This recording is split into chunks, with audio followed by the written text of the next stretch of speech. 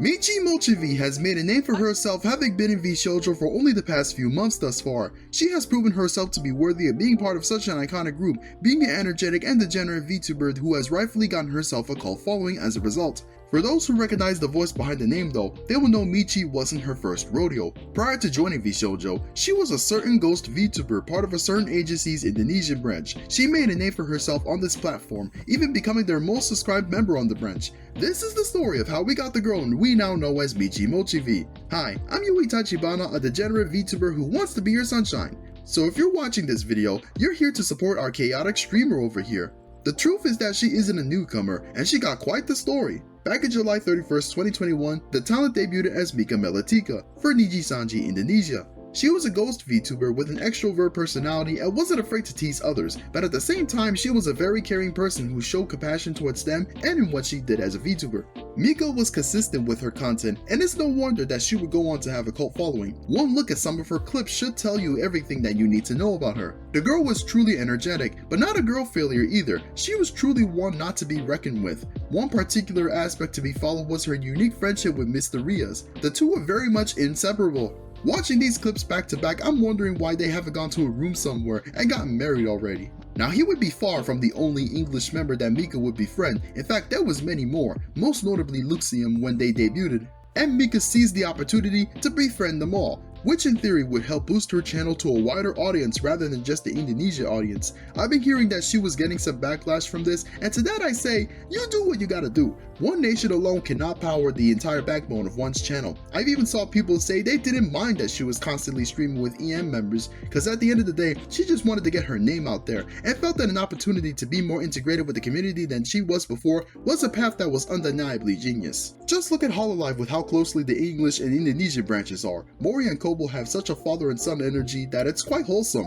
So I don't really see the issue with Mika collaborating with English members as much as she likes to. In the end, it's her channel. That said, while she was grinding her way to the top, the big announcement came that Nijisanji Indonesia and Korea would be folding into the main company, and that all will be representing the main Nijisanji brand going forward. This would unite all the members together, or so I thought. I've been hearing that the Indonesian staff were very different from the main staff. In fact, they were a lot more trustworthy, and once they got integrated with the company, issues started to arise. The company's first era was coming to an end, and it started to come out that Mika wasn't feeling the best in her current position. The absolution of the Indonesia branch made her feel isolated from the other members, and she was reportedly getting different treatment from the others as well. I've noticed a pattern that Nijisanji strangely has a lack of growing opportunities, especially when it comes to putting your name out there. With how much Mika was able to get around that with the limitations she got, she frankly played for the long run as much as she could, and I applaud her for it. So it justifies her collaborations with the EM members a lot more, given it was one way to succeed without making the management question their trust.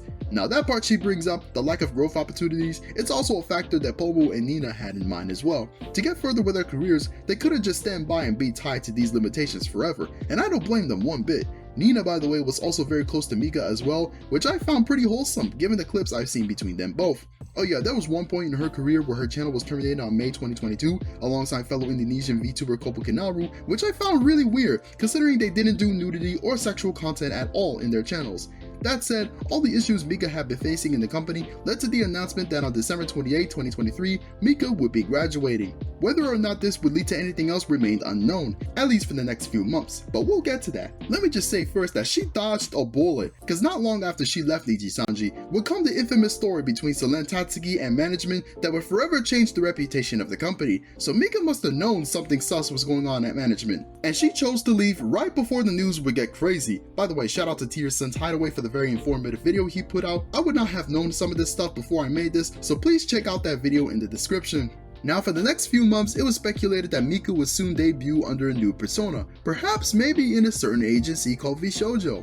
And sure enough, they were right. On 4/20, VShojo debuted a new member named Michi Mochievee, a girl who was energetic, degenerate, and a very caring person. But it wasn't just any ordinary energetic girl. Some people who were familiar with the VTuber community knew where her voice came from. She was back, and she's purple!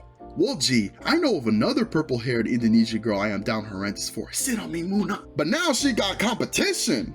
Michi has proven in just a few months that she has earned the reputation she has deserved, someone who is worthy of being your Oshi. And she's not alone. Her best friends Nina and Mista all moved to VShojo under new personas.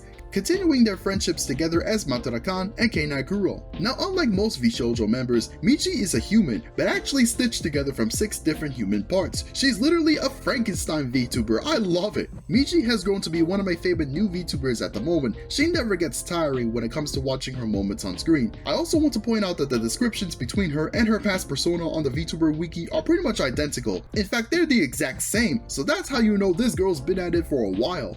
Over time, Michi has come out about her time in Nijisanji. While she doesn't refer to them by name for obvious NDA reasons, it's pretty clear who she's referring to when it comes down to it. Her taxes have been screwed with, and she was facing scrutiny just for joking about taking her play button into her possession. A play button she rightfully earned and deserved. There is all the hallmarks of an abusive relationship right here, isolating you from your friends and family, making you feel worthless, that you're nothing without the other partner, all types of manipulation that could take a toll on a person's mental health and well-being. Michi has even gone on to make fun of her old persona, probably because she's finally free, and she gets to do whatever she wants now. It's really satisfying to see her and her best friends have so much fun under their new creative freedoms at VShojo. I root for anyone who just wants to make a living doing what they love without having some greedy douchebag take that away from you because they think they own you. And while Nijisanji may technically own the model and the name and merchandising rights, they don't own the person behind the name. That person can walk out and beat you at your own game, and it's glorious to see. We saw that with Doki Bird and Main Mint, and we're sure as hell seeing it with these guys right now. I'm so happy for Michi, Matara, and Keinai Kuro. Wish them good luck on their careers, and pray that other Niji members like Scarly, Maria, and Victoria get to leave and re-debut soon, cause they deserve it. What do you think of Michi Mochievee? Is she your VShojo Oshi, or who is your favorite member in the group? Let me know in the comments below, and thanks for watching this video. Please support my Patreon and my Ko-fi and follow me on Twitter and subscribe to my channel. I upload weekly, and join my Discord to be part of the movement. Special thanks to Jason N for supporting the Patreon. If you'd like to get a shout out at the end of my videos, please support the Patreon. This is your sunshine, Yui Tachibana, signing out.